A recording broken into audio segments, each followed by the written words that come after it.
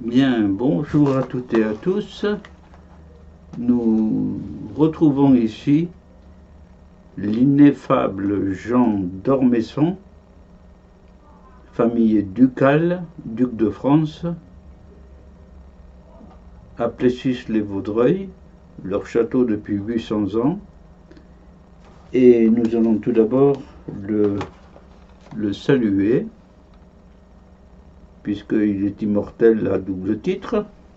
D'abord en tant que membre de l'Académie française, et puis ensuite, en ce sens que les photographies immortalisent les gens.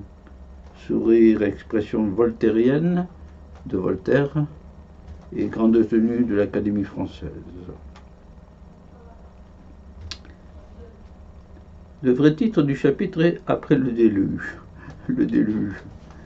Moi, j'ai intitulé ça « La mort du grand-père et de tante Gabrielle ».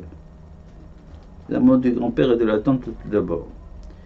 Sur la route de Paris, ni Pierre, ni Claude, ni Philippe, ni moi ne croyons plus en nous. Aïe aïe aïe. Personne ne croyait en soi. Dans la grande ville, c'était la plongée dans l'anonymat. Et oui, on est dilué. J'avais suivi mon grand-père dans un appartement assez modeste de la rue de Courcelles, qui était tout ce qui restait du boulevard Haussmann, où ils étaient propriétaires avant. Dans ce 5 pièces où il étouffait, mon grand-père s'est vite affaibli. Eh oui, on ne transplante pas une plante. Paris l'affolait avec ses voitures et ses foules. À l'âge de 95 ans, de 96 ans, il mourut dans nos bras. Il mourut dans nos bras, un matin d'hiver, sans trop de souffrance. Avant de mourir, il demanda s'il y avait de la paille dans la rue. De la paille dans la rue. Nous découvrîmes par la suite que jusqu'au début du XXe siècle, les serviteurs du maître qui était en train d'agoniser répandaient de la paille devant la maison pour amortir le bruit des roues sur les pavés de pierre. Oui, parce que les roues étaient cerclées de métal en plus. Alors ça faisait du bruit sur la pierre. Donc on répandait de la paille pour que le maître puisse agoniser en paix. Belle coutume. La tante Gabrielle était morte 3 mois plus tôt, renversée par une voiture sur l'esplanade des Invalides. C'est triste ça encore. Aller à Paris pour se faire tuer. Ouais bon. Nous ramenions mon grand-père un matin où il pleuvait très fort. Un matin où il pleuvait très fort. Dans la chapelle familiale du cimetière de Roussette, à côté du château. Il m'avait laissé son seul trésor, un énorme livre de messe, gonflé d'images pieuses et des mémentos de nos morts. Chaque page, il y avait les images de ceux qui n'étaient plus. C'est magnifique ça. Les images. C'était son trésor, le passé. On sait bien que dans la famille d'Ormesson, on cultive surtout le passé. Pas la culture en soi-même, mais la culture du passé, avec tous les ancêtres. Les nouvelles générations n'avaient plus de point d'attache. Eh oui, plus de château. Elles allaient où elles voulaient. C'est vraiment la déliquescence. Je suis retourné récemment entendre une messe. C'est Jean d'Ormesson qui raconte donc. Il n'y avait plus de fauteuils rouges, des fauteuils de la famille, avec les noms des ancêtres qui les occupaient, gravés. Le prêtre, un jeune, ne montait plus en chair, mais il parlait debout. Plus de confession non plus. L'église se perdait aussi. La politique. La politique envahit nos vies. Elle était partout. Philippe était à Dien Bien Phu, en Indochine française. La triste bataille qui a terminé la guerre d'Indochine pour la France. À côté du général de Castries. Bien.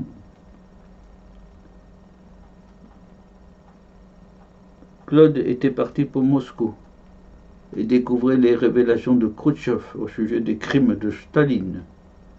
Il était de nouveau malheureux. Oui. C'est triste cette période-là.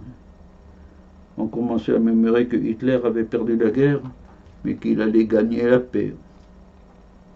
Oui. Bon.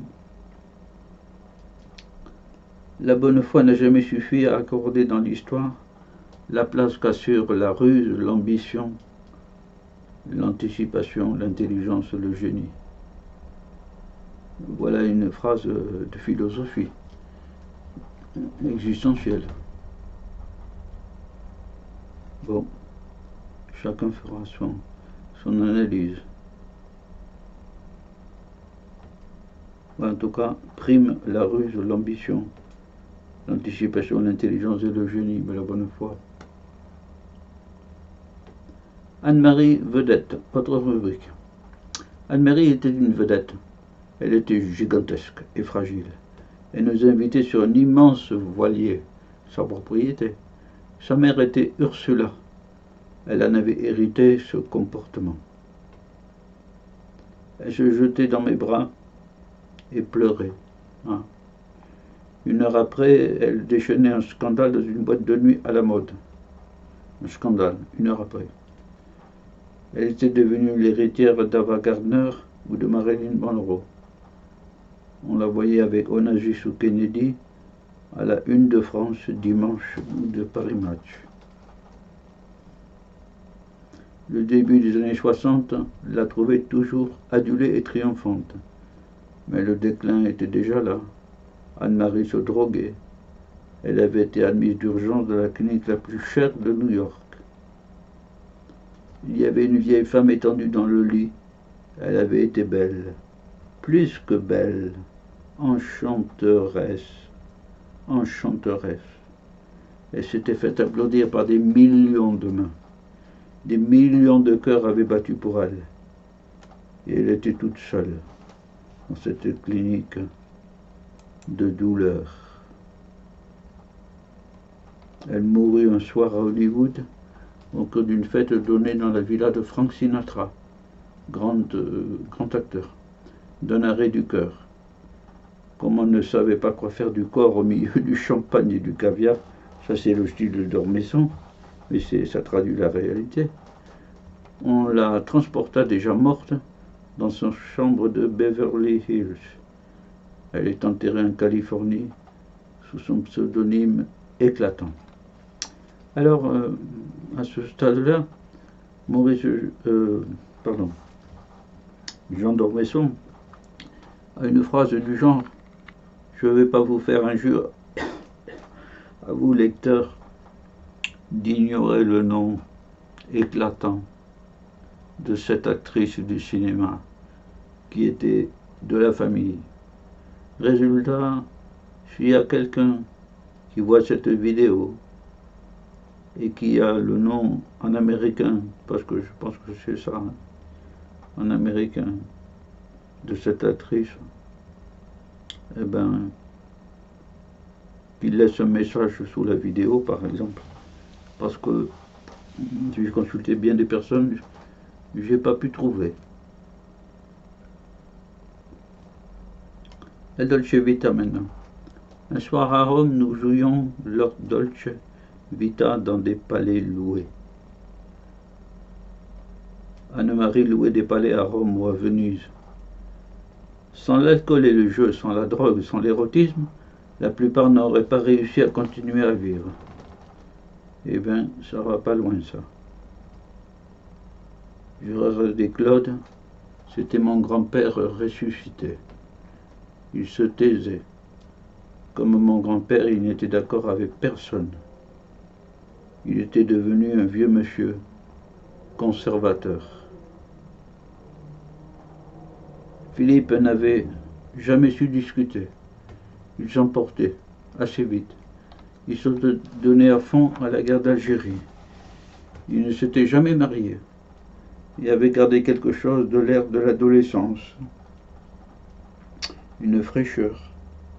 Il avait une galanterie désuète. Les traditions de sa famille. La politique du général à l'égard de l'Algérie lui portait un coup fatal. Il pleurait. Quelques semaines après, on retrouvait Philippe au fond d'une impasse d'Alger, avec une balle dans la tête, un revolver près de lui. Eh bien, tout ça, c'est le déclin absolu, faute d'une identité à Plessis-les-Vaudreuil, dans le château familial. La famille. Il n'y avait plus de roi.